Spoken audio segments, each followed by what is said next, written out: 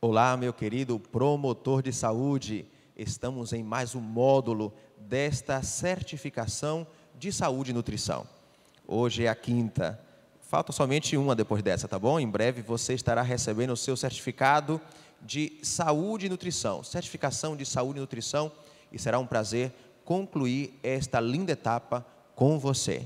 Vamos lá então, hoje falar um pouquinho de nossa querida professora. Ela já teve algumas intervenções pelo Zoom, em nossos momentos de interação com o grupo, e hoje vai trazer uma informação maravilhosa. Você vai gostar muito e vou deixar esse segredinho para ela poder desvendar daqui a pouquinho. Mas falando um pouquinho de nossa professora, ela é a professora Jacira Tosso Alves, pós-graduada em saúde coletiva pela USP e professora mestre em saúde do adulto pela Unifesp.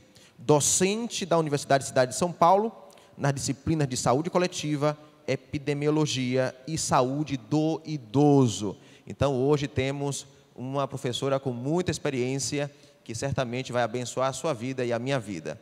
Para dar passo à nossa promoção e logo à disciplina, vamos falar com Deus, tá bom? Oremos. Senhor Deus, muito obrigado por essa linda oportunidade de sermos inspirados, educados, conduzidos para melhor servir a nossa igreja, servir melhor a nossa comunidade, enfim, glorificar o Teu nome com nossas vidas. Queremos ser promotores de saúde em todo o tempo. Ajuda-nos. Em nome de Cristo Jesus. Amém. Agora vamos ter uma promoção de saúde através de nosso promocional SAL.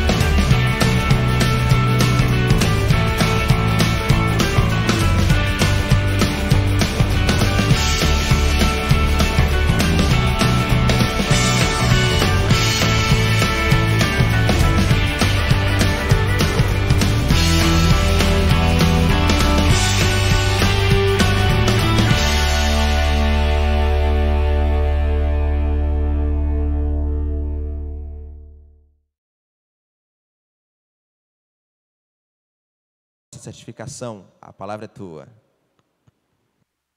Boa tarde a todos os alunos do Seminário Adventista Laico. Para mim é uma alegria estar com vocês aqui nessa tarde e certamente o assunto é de interesse a todos. Este assunto que vamos discutir hoje é um assunto que tem permeado as universidades e também o meio assistencial.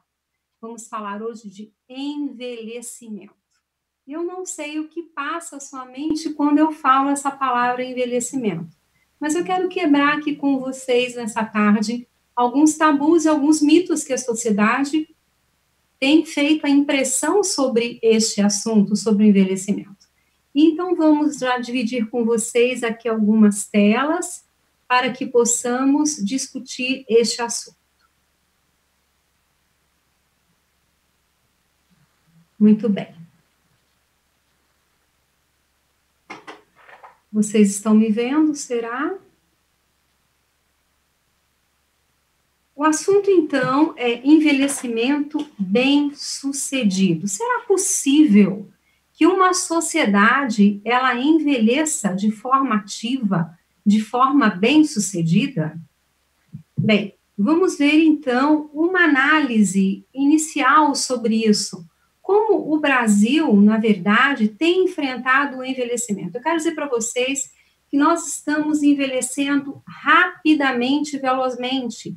O nosso país tem envelhecido assim. E se a gente olha essa pirâmide, que é a foto aí da população, analisamos uma população por essa imagem, pela imagem de uma pirâmide, nós olhamos aqui na base os nascimentos. E na parte do ápice, a parte superior, nós olhamos as mortes. Você pode observar que em 1950, esse ápice era muito estreito. Isso significa que nós tínhamos apenas 4% da população brasileira idosa. Quando avançamos para 1990, nós observamos aí 7% da população idosa.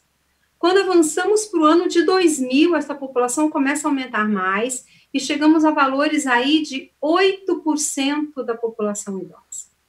2010, essa pirâmide começa a ficar mais recheada, com um aspecto mais cheinho, mais gordinho, e a gente já observa que o ápice não está tão mais estreito, mas ele começa a ficar mais largo, 10% da população brasileira idosa. No ano de 2020, a projeção é que 16% da população brasileira seja idosa. E a projeção para 2050 já é uma mudança total, desde a primeira pirâmide que vimos até agora, onde a gente tem uma pirâmide muito cheia na parte superior, aonde 34% da população brasileira será idosa. É bem verdade que isso vai trazer repercussões não só na questão familiar, mas também na questão da dinâmica, né, da dinâmica desse idoso e do enfrentamento com as doenças que nós vamos ter. A esperança de vida hoje no Brasil, ela corre para o homem em 73 anos e para a mulher em 80 anos. A mulher, ela sempre vive mais que o homem em todas as sociedades. Então, em 2025, nós vamos ter o Brasil como o 6º país mais velho do mundo. Veja só as doenças que na verdade, compõem o panorama, né, das principais doenças do adulto maduro e seguindo para a terceira idade. Hipertensão, diabetes, asma, osteoporose, demências, câncer, negligências, a síndrome do imobilismo, onde nós vamos ter aí idosos com dificuldade de movimentação, com instabilidades posturais, quedas, o uso de muitos remédios, que a gente chama isso de polifarmácia, isto é, acima de 5 remédios, de 5 classes medicamentosas, nós já chamamos o paciente em polifarmácia. E a quantidade de interações medicamentosas, de efeitos colaterais, isso aumenta muito, levando até uma mortalidade precoce desses idosos. Fora os abusos, que têm se tornado cada vez mais intensos, abusos psicológicos, abusos físicos, abusos financeiros e abusos sexuais. Então, na verdade, não é um panorama muito agradável da gente contemplar. O Brasil é um dos países que envelhece mais rápido no mundo.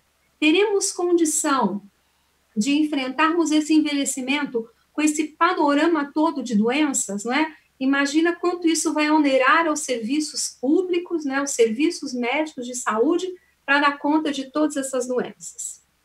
Veja, hoje nós já temos no Brasil mais idosos do que crianças menores de 5 anos. Muitos idosos sem autonomia, sem independência.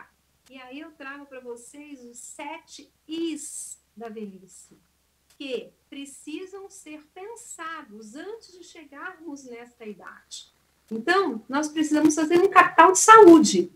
E esse capital não é financeiro, é um capital de estilo de vida. Porque senão teremos incapacidade cognitiva, imobilidades, instabilidade postural, incontinências fecal e urinária e atrofarmacogenia, isto é, as interações medicamentosas, o uso de muitos remédios, a própria insuficiência da família, que não vai dar conta, né, de cuidar, enfim, de se organizar para isso, e a incapacidade comunicativa desse idoso. Você pode observar que até a foto da família mudou.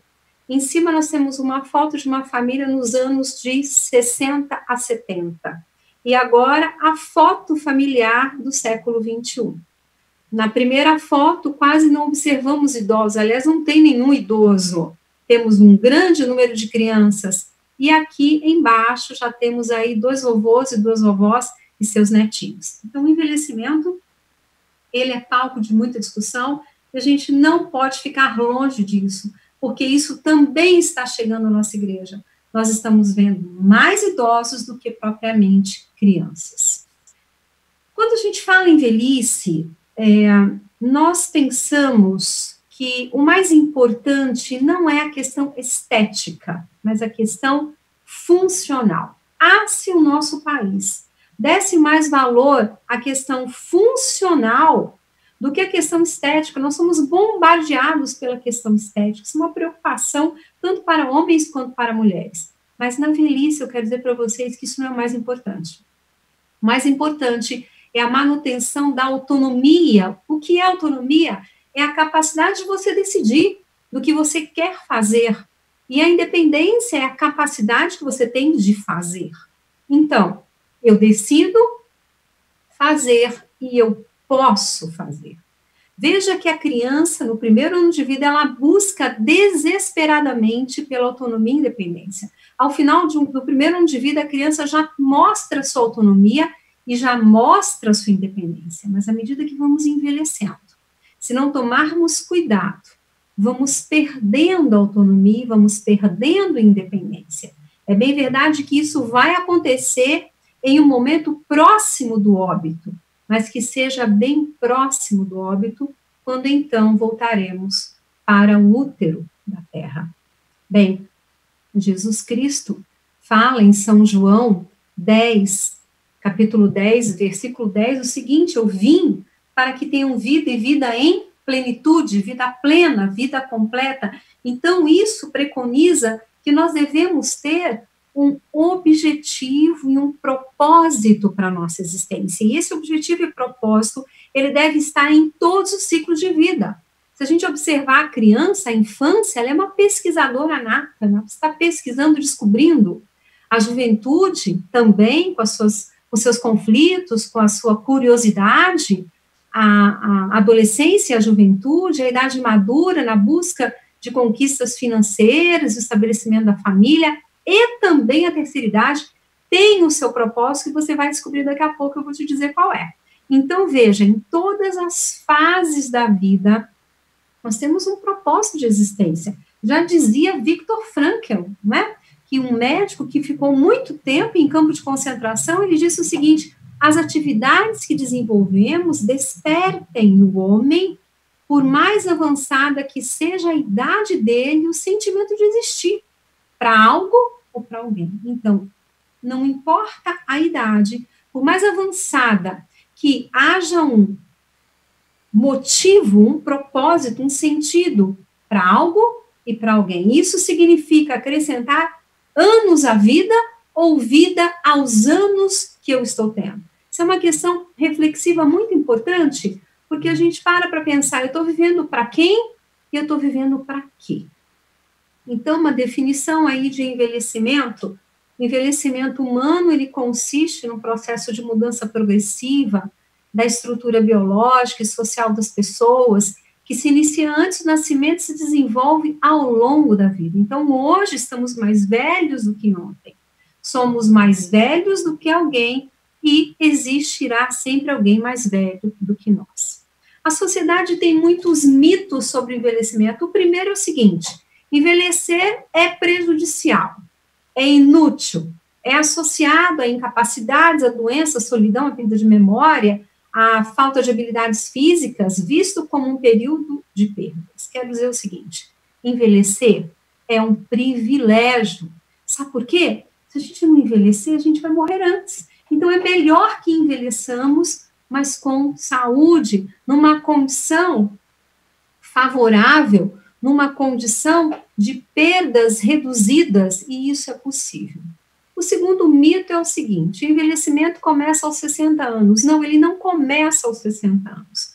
Nós começamos a envelhecer desde que nascemos, mas o envelhecimento ele é mais visível no final da segunda década, quando a gente começa já a apresentar algumas expressões de envelhecimento e alguns sintomas, talvez algumas doenças ou disfunções. Isso acontece por volta dos 28 anos de vida. Bem, a demência é parte inevitável do envelhecimento, nem sempre. Pessoas que têm pressão alta, colesterol elevado, diabetes, são obesos, isso está muito relacionado com a doença de Alzheimer.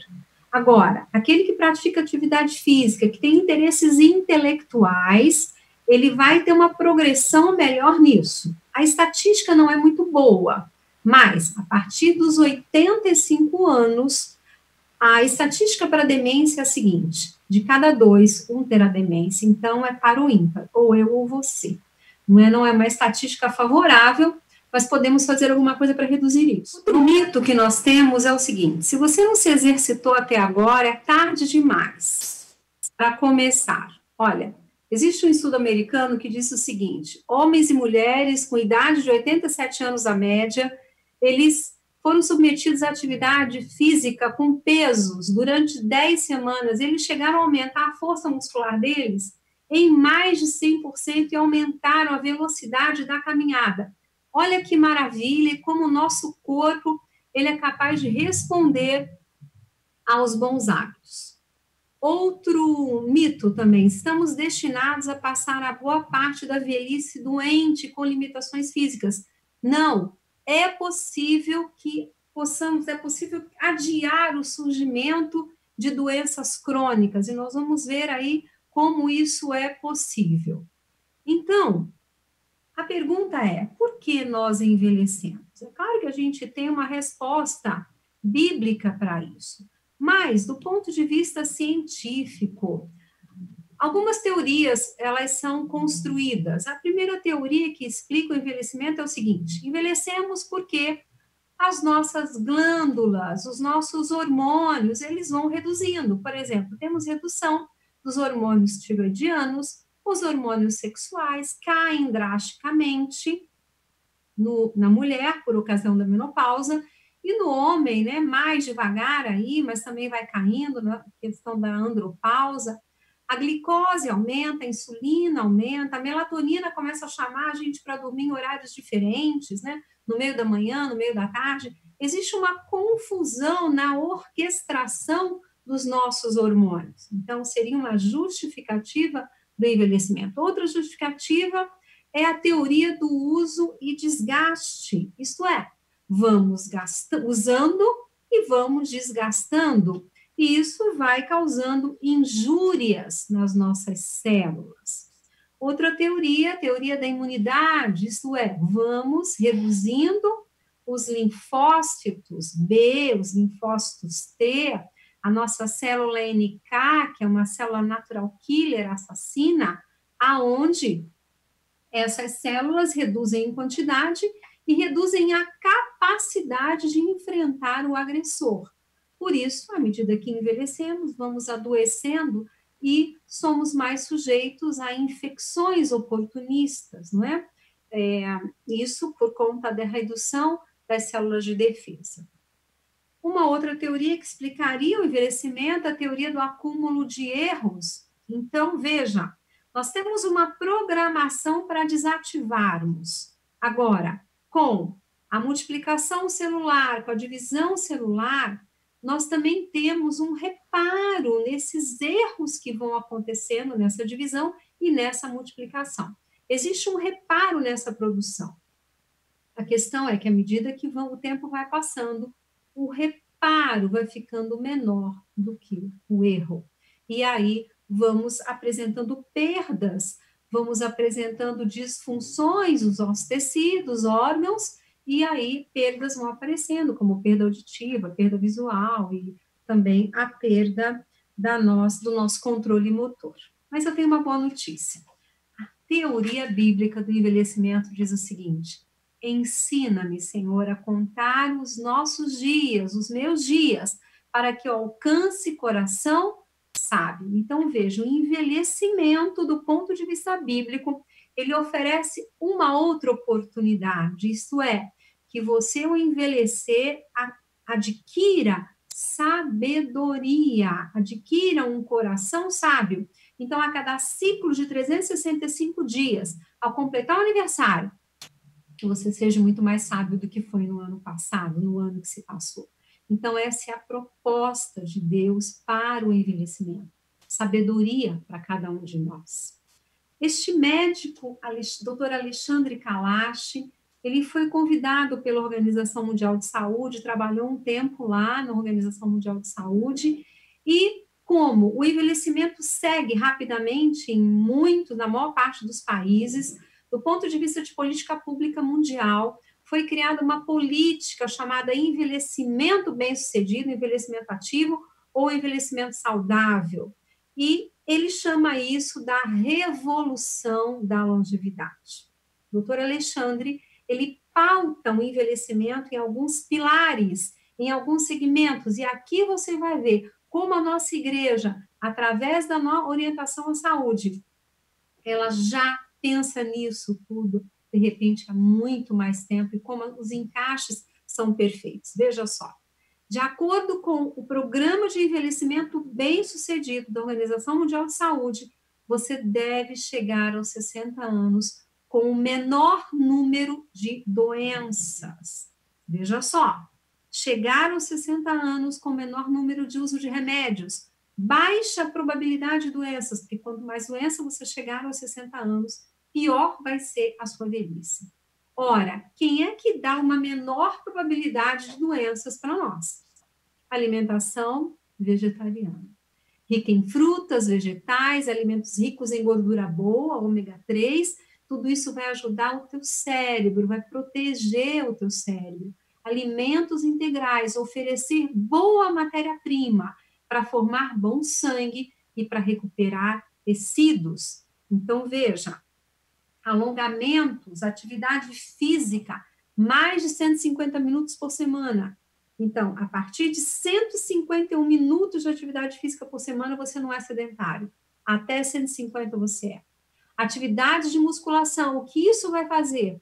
Manter um bom fluxo de sangue em todos os teus órgãos, principalmente no sistema nervoso. Bom padrão de sono, bom padrão de respiração, com técnicas de respiração para fortalecer essa musculatura respiratória, para te preparar para uma doença ou alguma coisa que você venha a ter do ponto de vista pulmonar, isso vai te dar uma melhor recuperação. Água em quantidade adequada, não fumar, não beber e cuidados de saúde bucal. Isso vai fazer você chegar aos 60 anos com menor probabilidade de doenças, conforme a Organização Mundial preconiza. Olha só, esse estudo da USP em 2012, esse estudo mostrou que é possível comprimir as doenças crônicas para o fim da vida. Um estudo brasileiro, que a proposta é que, na finitude da vida, ela traga, sim, algum tipo de dependência, mas que isso seja por poucos meses.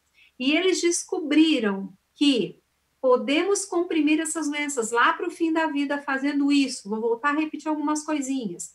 Hábitos de vida, atividade física, não fumar, não beber, dormir de 7 a 8 horas e estar no peso adequado.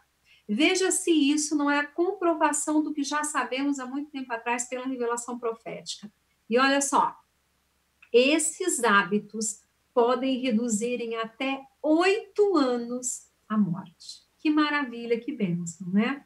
Agora, somente 5% da população americana, aí foi projetado para a população americana, somente 5% da população tem esses bons hábitos de vida. E aí a gente vai ver um envelhecimento com muito mais perda de autonomia e de independência. Olha só, 23% dos nossos idosos hoje não conseguem andar mais de 100 metros. Mais de 300 mil casos diagnosticados de doença de Alzheimer.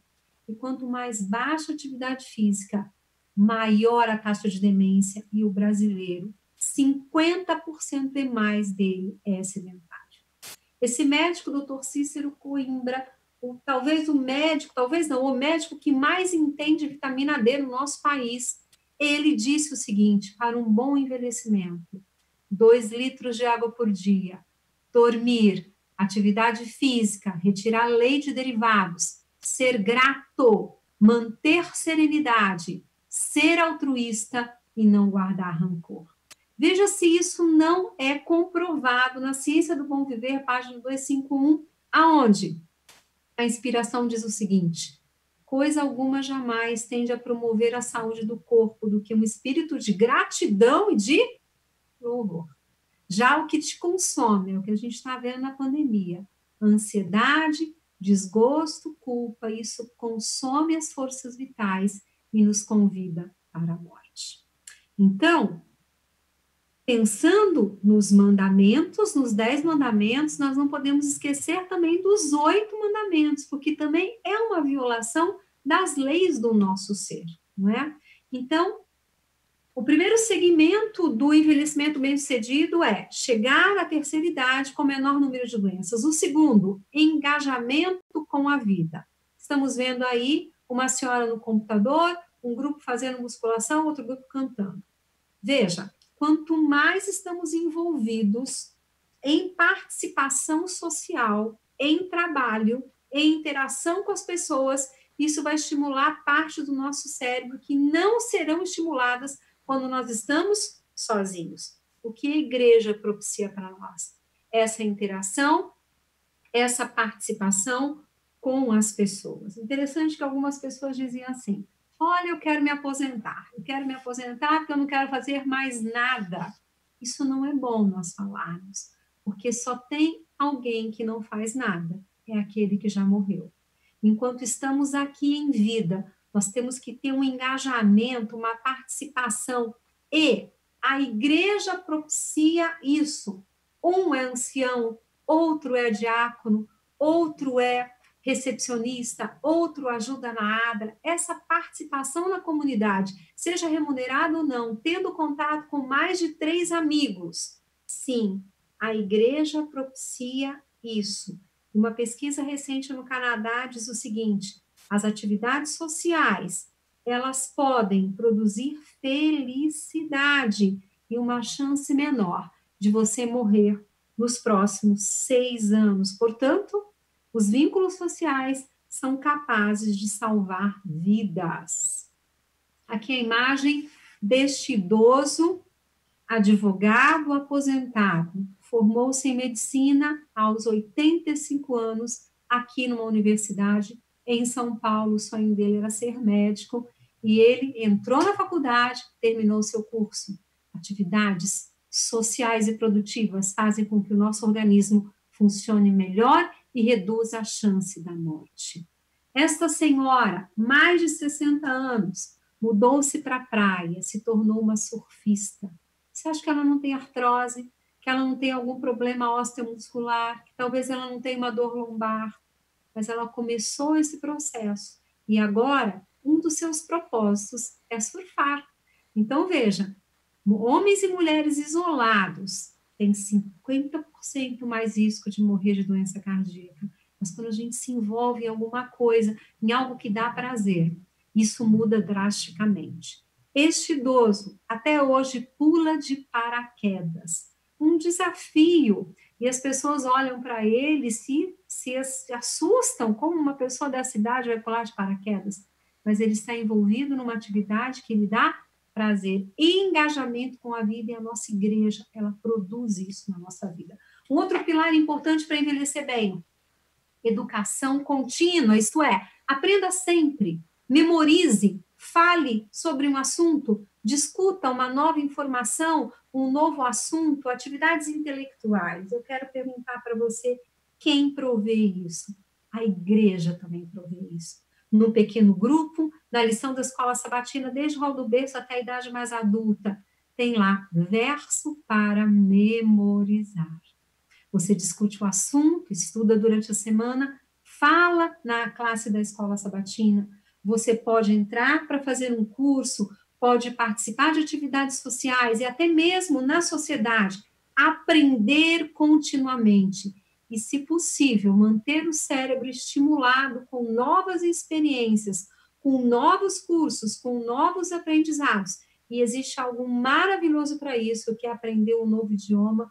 Como um novo idioma estimula o cérebro, protege o cérebro, porque é atividade mental, criando novas conexões cerebrais. E veja, quando jovens, se temos uma alta competência de gramática e temos ali uma alta densidade de ideias, isso protege contra a doença de Alzheimer na velhice. O outro pilar é a proteção. Os idosos precisam ter uma aposentadoria, um local para residir, que não fique mudando de casa, 3 meses na casa de um filho, 3 meses na casa de outro. Isso não dá certo para o idoso. E que este ambiente seja um clima sem violência e sem maus tratos. Então, isso afeta por demais o psiquismo do idoso e ele deve ter um dinheirinho dele, uma aposentadoria pertencente a ele, e que não haja pessoas que utilizem essa aposentadoria para os seus fins próprios, como a gente mais vê esse tipo de coisa. Talvez a mordomia, talvez não. O exercício da mordomia no decorrer do tempo nos ajudará para isso. E a espiritualidade. O desenvolvimento de uma espiritualidade. Na revista Neurologia, ela demonstrou que altos níveis de espiritualidade, práticas religiosas, podem reduzir a progressão da doença de Alzheimer. A leitura da Bíblia deixa as pessoas menos agitadas, com menos pânico. Pessoas com uma espiritualidade positiva têm menor pressão arterial. Já tem estudos que dizem que ir à igreja pelo menos uma vez por semana você vai ter menor nível de pressão arterial, menor nível de demência. A oração e a leitura da Bíblia, práticas excelentes para reduzir agitação e pânico. As pessoas encaram o sofrimento diferente. Quanto mais espiritualidade interna, menos ansiedade, mais energia, menos depressão, menos infarto, menos AVC, menos incapacidade. Veja como a igreja ela pode ajudar no envelhecimento bem-sucedido, já ajuda sem a gente nem perceber isso. Temos algumas orientações, não é? Como comer menos massas, pães e bolos, reduzirmos o açúcar, comer mais frutas e produtos da terra, usar o ômega 3, usar pouquíssimo óleo, um cálice de suco de uva diário, cantar, orar, estudar a Bíblia, ir à igreja, se envolver, ser útil, parar de reclamar, ser bondoso e ter compaixão. Também fazem parte de um leque protetor aí para um envelhecimento bem-sucedido. Essa senhora, professora doutora Elizabeth Blackburn, em 2009 ganhou o Prêmio Nobel de Medicina, e não é fácil ganhar um Prêmio Nobel de Medicina.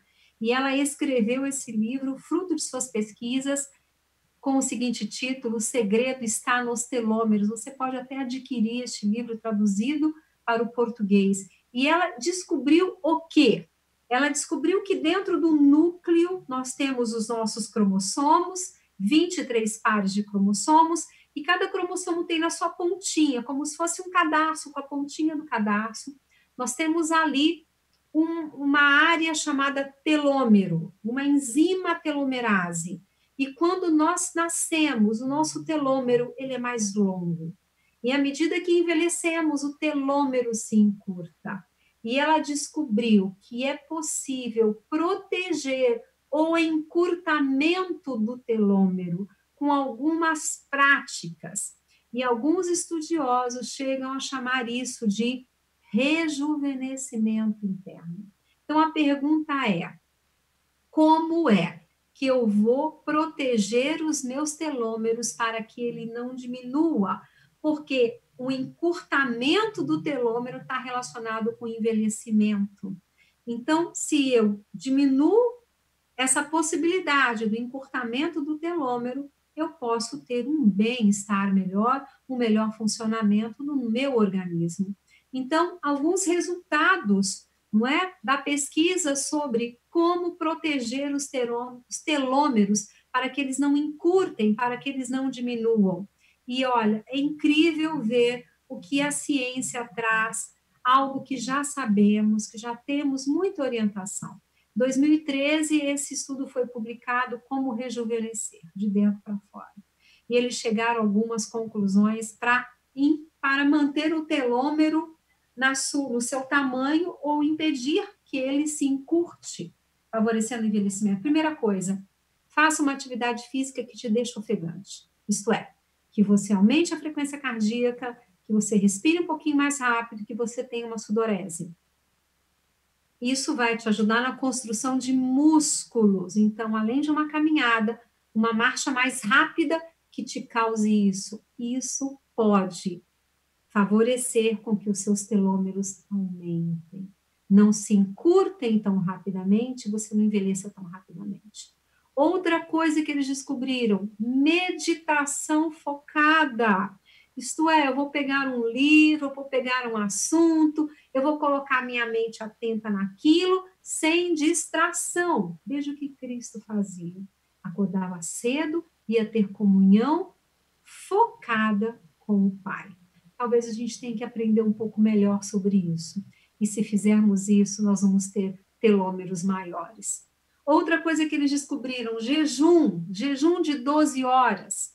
A nossa última refeição, de 6 a 7 horas da noite, de 18 a 19 horas da noite, e aí vamos comer no outro dia cedo. Isso vai dar um tempo de 12 horas de jejum pleno. Vamos restringir calorias. E quando reduzimos calorias, isso pode aumentar a nossa longevidade, que está relacionada com o telômero. E a importância de respirações profundas, conscientes, oxigenando melhor, porque, veja, eu estou conversando com vocês, eu estou respirando e nem parei para pensar. Talvez você também nem parou para pensar que está respirando. Mas agora, se eu chamo você para respirar profundamente, isso é um processo que oxigena de forma muito mais intensa todas as nossas células e pode também interferir no telômero. Alimentação rica em vegetais, controle as emoções, bons relacionamentos, engajamento com a vida, tempo na natureza, pelo menos uma vez por semana, e exercer a gratidão. Agora, olha só, quem dorme menos de 5 horas, quem consome álcool, quem fuma, quem é estressado, produz muito cortisol, aumenta a pressão, quem é pessimista, quem é negativo, quem é hostil, quem é violento, quem mora em local barulhento, quem mora em local sujo com muita poluição e não tem contato com a natureza, encurta o telômero. Envelhece mais cedo, é mais inflamado, tem mais risco de depressão e afeta toda a maquinária hormonal e metabólica. Então, veja, para envelhecermos bem, poucas doenças aos 60 anos, engajamento com a vida, aprendermos sempre, mantermos um nível de espiritualidade significativo, termos uma proteção financeira. Isso tudo vai nos ajudar e tenha certeza que a igreja já faz isso sem você perceber isso na sua vida. E acredite, Deus pode usar a todos, em todas as idades. O limite, muitas vezes, quem põe somos nós mesmos. Então, vamos mudar os nossos pensamentos com relação ao envelhecimento. Se mudarmos os nossos pensamentos, mudaremos os nossos sentimentos. Nos prepararemos para este momento com outras atitudes e teremos resultados muito melhores. E eu finalizo com este texto inspirado que diz o seguinte: o Criador do homem organizou a estrutura viva do nosso corpo. Cada função foi maravilhosa e sabiamente desenhada. E Deus se comprometeu a manter este sistema em saudável ação, desde que você, instrumento humano, obedeça às suas leis e coopere com ele. Que maravilha é pensar que a gente tem muita revelação com relação à nossa saúde e como hoje a ciência comprova uma série de informações que já sabemos e precisamos praticar para que a gente possa ter um envelhecimento bem-sucedido, se assim Deus permitir. Que Ele abençoe você e a sua família. Muito obrigado, professora Jacira.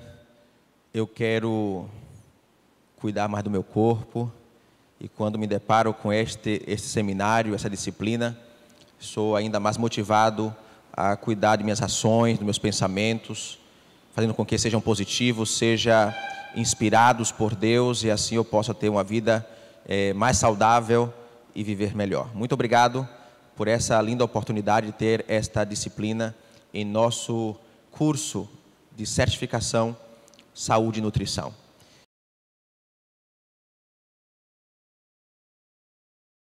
Quero também mencionar a você, jovem, você promotor de saúde, que está conectado agora com a gente. Pode enviar suas perguntas ao chat, ok? Pode enviar suas perguntas ao chat. Logo estaremos enviando a nossa professora e, no momento oportuno, estaremos transmitindo as respostas solicitadas, tá bom?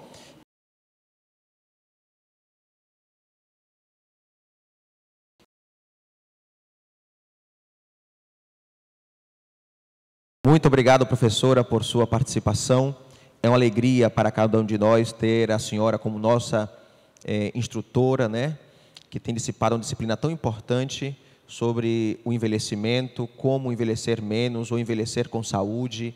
Isso é muito importante e creio que foi de bênção para mim e para todos os colaboradores, para todos os promotores de saúde que são nossos estudantes do Seminário Adventista Laico. Deus te abençoe grandemente, a sua família, seu esposo, seus filhos, seus netos, enfim, a todas as pessoas que estão pertinho da senhora. Muito obrigado e queremos pedir a você, se tiver alguma pergunta, se tiver alguma indagação, deixa-nos saber pelo chat e nós faremos chegar essas perguntas à nossa professora e no momento oportuno estaremos transmitindo as respostas, tá bom? Então, neste momento quero orar com você, lembrando de que falta 3 momentos de encontro. Segunda-feira estaremos em nosso encontro pelo Zoom. Depois de dezembro teremos nossa última aula, intervenção. E na segunda seguinte, depois da intervenção, teremos a nossa última reunião do Zoom. Lembrando que em março teremos nossa formatura e você não pode ficar fora dessa. Vamos orar então? Oremos.